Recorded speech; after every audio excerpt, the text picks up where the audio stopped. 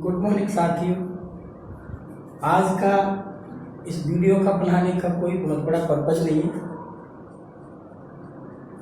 आज हम बात करेंगे डीएलएड विज्ञान प्रोजेक्ट का। उससे पहले मैं थोड़ी सी चर्चा करना चाहूँगा कि पूरा विश्व एक महामारी के दौर से गुजर रहा है। इसका नाम कोरोना है। आप परेशान होंगे बहुत ज़्यादा इसको लेकर कि कैसी आपदा आन पड़ी है। मेरा मानना ये है कि जिनके पास संसाधनों की कमी है उनको परेशान होने की तो जरूरत लगता है, तो उनके लिए हमारी सरकार निरंतर काम कर रही है जितना प्रयास हो पा रहा है। लेकिन अगर हम एक विद्यार्थी के जीवन की बात करें तो उसके लिए इससे बेहतर समय मुझे नहीं लगता कभी मिल पाएगा। इसी को अगर हम बात करूं कि एक तो एग्जाम्पल लूँ ऐसे, तो आप जानेंगे कि कैसे लोग थे दुनिया में जो इस ऐसे समय का सदुपयोग करके अपना इतिहास लिख के चले गए। ऐसे ही एक वैज्ञानिक की बात करूंगा मैं आज। आपने नाम सुना होगा, 1665 से 66 में एक बीमारी हुई थी प्लेग।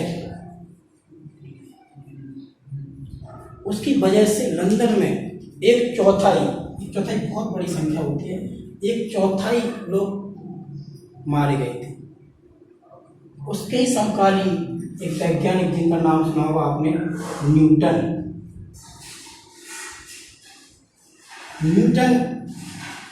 और कैम्ब्रिज यूनिवर्सिटी के विद्यार्थी थे और वहीं की शिक्षा प्राप्त करके वहीं पर फंसे हुए थे उसी समय पर।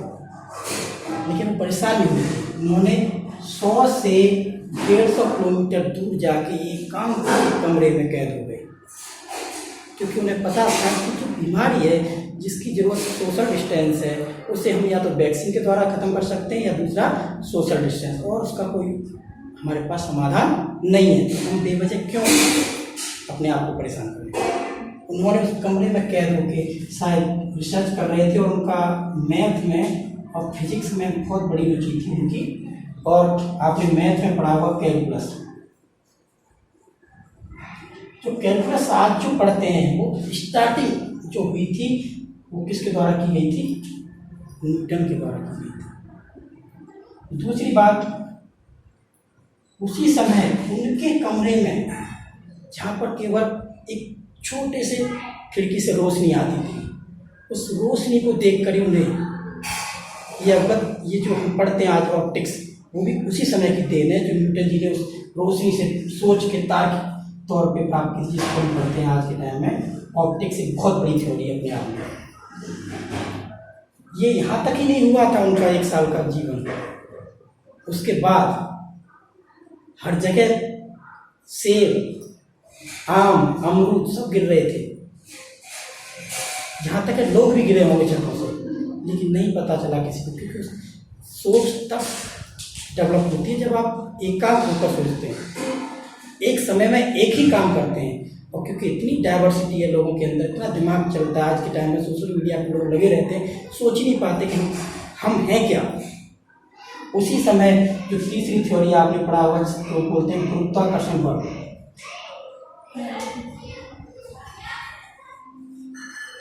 ग्रेविटेशनल फोर्स, वो उन्हीं की देन है। उसी समय उनकी खिड़की से उन्होंने देखा था कि एक सेब नीचे गिरा है, और उस सेब में ही जो आज हम गुरुत्वाकर्षण बल पढ़ते हैं, जितनी बड़ी आज फिजिक्स जो मुझे लग रहा है कि आने वाली पीढ़ियां पढ़ती रहेंगी, वो उसी समय की देन है जब प्लेग की महामारी का दौर था। तो आप सोचिए, इस समय का सदुपयोग करिए, अपने आप को पहचानिए। और इसी पर आइंस्टीन ने कहा था कि काश मैं न्यूटन की बुक पढ़ा होता तो वही करता जो उन्होंने किया, और मैंने न्यूटन की बुक ना पढ़ के न्यूटन को पढ़ा था, इसलिए मैंने कुछ अलग हटके किया। ऐसे ही हमारे यहाँ भी थे, आपने नाम सुना होगा, एक अरविंद नाम सुना होगा, अरविंद घोष, बंगाल विभाजन, वो भी कैम्ब्रिज यूनिवर्सिटी के ही छात्र थे और यहाँ आए थे। तो बंगाल विभाजन में वो चाहते थे कि मैं बहुत बड़ा एक क्रांतिकारी बनूं, या यूँ कहें कि उस समय की जरूरतों के हिसाब से भारत को स्वतंत्र करने के लिए मैं अपना एक अच्छा योगदान दूँ। लेकिन उसी समय उनको 1 साल जेल में रहना पड़ा। और जेल में रहे तो जेल में भी कारावास, एकांत कारावास, मतलब अकेले कैद कर दिया उसे, जहाँ पर केवल खिड़की न कुछ है, केवल ऊपर आसमान खुला देख सकते हैं, वो भी छोटी सी जगह से। वहीं से उन्होंने एक दर्शन लिखा था और उन्होंने वहीं से छोड़ दिया था कि मैं क्रांतिकारी नहीं बन सकता, एक दार्शनिक बहुत अच्छा बन सकता हूँ। और आज उनके दर्शन को पढ़ेंगे तो दुनिया के दर्शन से उनके दर्शन में एक अलग ही आपको पढ़ने के बाद पता चलेगा कि क्या लिखा था। वो लिखने का मतलब ये था कि एकांत समय था, वो केवल वो जो काम कर रहे थे उसी के बारे में सोच रहे थे, अपना 100% केवल उसी को दिया था। तो इसलिए आप इस दौर से बिल्कुल परेशान होंगे। उसका उपचार एक ही है, सोशल डिस्टेंसिंग। और सोशल डिस्टेंसिंग में जितना आप कर सकते हैं अपने लिए बेहतर वही करिए। 2 लाइन में कहूँगा, जिंदगी में उसने बड़ी बात कर ली जिसने उससे मुलाकात कर ली। अब मैं थोड़ी सी बात करूँगा आपके प्रोजेक्ट पे। प्रोजेक्ट बहुत बड़ी बात नहीं है, आप बना सकते हैं आसानी से। मॉडल प्रोजेक्ट ये चलते रहेंगे, लेकिन मैं कुछ चीज़ें आपको बताऊंगा, अगर ऐसा करेंगे तो आप और बेहतर कर सकते हैं। बात करते हैं रक्त की संरचना की। तो इसमें मैंने एक टॉपिक था प्लाज्मा, उस पर मैं एक वीडियो बना चुका हूँ, यूट्यूब पे है, आप देख लेंगे उसको। उसमें जो पार्ट है वो सब डिस्कस किए हैं, गामा प्रोटीन तक मैंने बताई है उसमें। उसके बाद इधर बात करेंगे उसके सेल की बात, सेल्स, उस पर भी आप एक मॉडल बना सकते हैं अच्छा सा, RBC WBC ये सब ले सकते हैं। इसका वीडियो और भी मैं जल्दी बनाऊंगा, अगला पार्ट इसका। इसके बाद अगर चाहें आप तो ग्रुप भी बात कर सकते हैं, ग्रुप यानी कि ब्लड ग्रुप। उसमें जो भी ब्लड ग्रुप है आपके 4 फैक्टर है उनकी बात कर सकते हैं। उसमें आप LED का यूज कर सकते हैं। LED का यूज करेंगे जैसे सर्वदाता, सर्वदाता O से जोड़ेंगे सबको ले जाकर, और ग्रीन लाइट का ग्रीन LED यूज करेंगे। और जैसे लाइट दबाएंगे O के पास तो आपको इंडिकेशन जाएगा कि ये O ब्लड कहाँ जा सकता है। दूसरी लाइट लगाएंगे A पर तो आप दबाएंगे तो ये इंडिकेशन देगा कि कहाँ ग्रीन लाइट हो रही है, कहाँ ये ब्लड जा सकता है। उससे आप मॉडल, वर्किंग मॉडल भी आसानी से तैयार कर सकते हैं इसका ब्लड भी, और इससे भी बेहतर आप कर सकते हैं, लेकिन आपको खुद ही मेहनत करनी पड़ेगी। इसकी नेक्स्ट जो है औषधि पौधों की विशिष्टताएं। तो आप जानते हैं मेडिसिन प्लांट, बहुत सारे प्लांट्स हैं, सिलिकोना, एलोवेरा, नीम, तुलसी, हल्दी, बहुत सारे ऐसे प्लांट हैं जिनकी आप विशेषताएं क्या हैं। इससे भी आप अच्छे प्लांट्स को जानते होंगे जिनके बारे में 2 करैक्टर आप लिख सकते हैं, या उसका रिप्लेसमेंट या सब्स्टिट्यूएंट भी बता सकते हैं कि इसकी जगह पर ये इससे बढ़िया है और इसके हार्मफुल इफेक्ट कम है।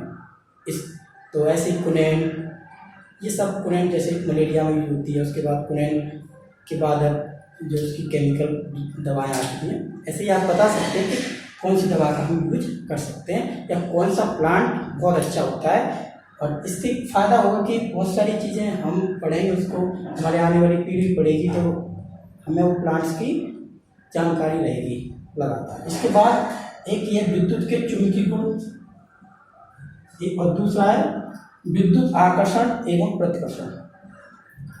विद्युत के चुंबकीय गुण में हम यहाँ पर आपने सुना बुलेट ट्रेन, ये भी इसी पे काम करती है, तो बुलेट ट्रेन का मॉडल बना सकते हैं आप। नहीं समझ में आया बुलेट ट्रेन मॉडल डालेंगे आप, बहुत सारा टाइम नहीं होता है इस मॉडल, तो वहाँ पे आप यूट्यूब पे या कहीं भी सर्च करके देखेंगे तो ये आपका बहुत अच्छा मॉडल बन जाएगा। या आप बना सकते हैं लिफ्ट जो भी होती है, जितनी भी JCB, उस पर भी आप बना सकते हैं मॉडल। और चौथा जो टॉपिक है विद्युत आकर्षण एवं प्रतिकर्षण। विद्युत आकर्षण और प्रतिकर्षण पे आप एक कोई बोतल ले लें, कैन लें, जैसे Coca Cola, Thums Up, beer की कैन मत ले आना। तो उस कैन का जब आप यूज करेंगे, कैन का, तो इस तरह की कैन आप लेंगे और एक ले लें रॉड,